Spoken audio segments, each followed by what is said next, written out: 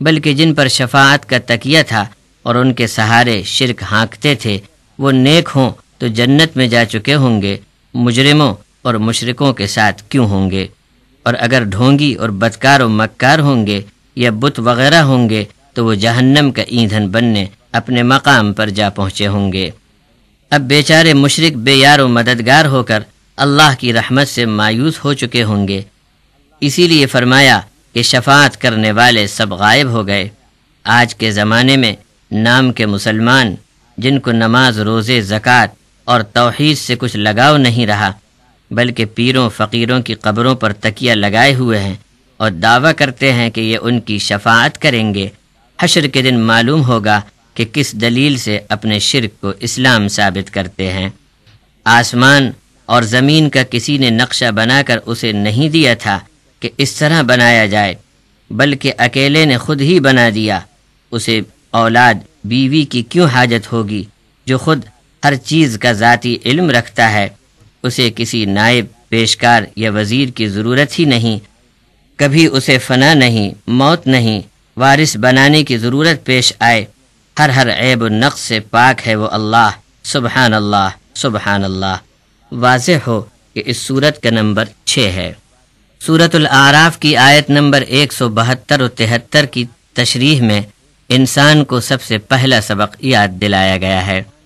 وَإِذْ أَخَذَ رَبُّكَ مِن بَنِي آدَمَ مِن ظُهُورِهِمْ ذُرِّيَّتَهُمْ وَأَشْهَدَهُمْ عَلَىٰ أَنفُسِهِمْ أَلَسْتُ بِرَبِّكُمْ قَالُوا بَلَىٰ شَهِدْنَا أَن تَقُولُوا يَوْمَ الْقِيَامَةِ إِنَّا كُنَّا عَنْ هَٰذَا غَافِلِينَ أَوْ تَقُولُوا إِنَّمَا أَشْرَكَ آبَاؤُنَا مِن قَبْلُ وَكُنَّا ذُرِّيَّةً مِّن بَعْدِهِمْ أَفَتُهْلِكُنَا بِمَا فَعَلَ الْمُبْطِلُونَ۔ معلوم ہوا کہ ہر انسان سے اس دنیا میں آنے کے پہلے یہ عہد لیا گیا ہے کہ ان کا رب صرف اللہ ہے اور دین توحید ہی انسانیت کا دین ہے۔ شرک بعد میں باطل پرست اور جاہل لوگوں نے شیطان کے جھانسے میں آ کر ایجاد کیا، ورنہ انسانی فطرت توحید پر ہی قائم ہے۔ اسی لیے مصیبت کے وقت بات کھل جاتی ہے کہ کوئی غیر اللہ وقت پڑے کام نہیں آتا، اور کٹر سے کٹر مشرک بھی صرف اللہ ہی کو پکارنے لگتا ہے۔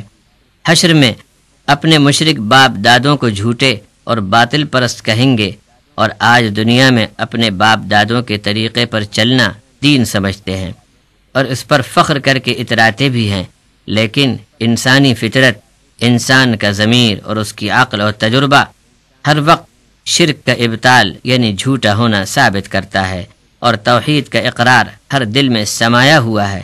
وقت پڑنے پر دل کا اقرار جو کسی وقت عالم وجود میں آنے سے پہلے آدمی اپنے رب کے حضور کر چکا ہے، اسی دنیا میں کھل کر رہتا ہے۔ لا علاج بیماری، طوفان، آگ، سیلاب، وبا اور خون خرابے، زلزلے اور بجلیاں، ان سب موقعوں پر شرک کا بھرم کھل جاتا ہے۔ ایسے وقت میں کوئی بھی غیر اللہ کو اپنی مدد کے لیے نہیں پکارتا، بلکہ صرف اللہ کی طرف ہر شخص متوجہ ہو جاتا ہے۔ یہی دین فطرت ہے۔ وَمَا كَانَ صَلَاتُهُمْ عِندَ الْبَيْتِ إِلَّا مُكَاءً وَتَصْدِيَةً فَذُوقُوا الْعَذَابَ بِمَا كُنتُمْ تَكْفُرُونَ۔ یہ سورۃ الانفال کی 35ویں آیت ہے۔ مرکز توحید حرم مکہ کا کیا حال تھا؟ حضرت مولانا عبدالکریم پارک صاحب نے اس آیت کے تحت اس کا نقشہ اس طرح بیان کیا ہے۔ کعبے کی ادب والی مسجد میں مشرک لوگ سیٹی یعنی بانسری کی طرح کی چیزیں بجاتے، گاتے اور اس پر تالیاں پیٹتے، یہ ان کی عبادت بھی۔ آج بھی مشرک سماج کا یہی حال ہے۔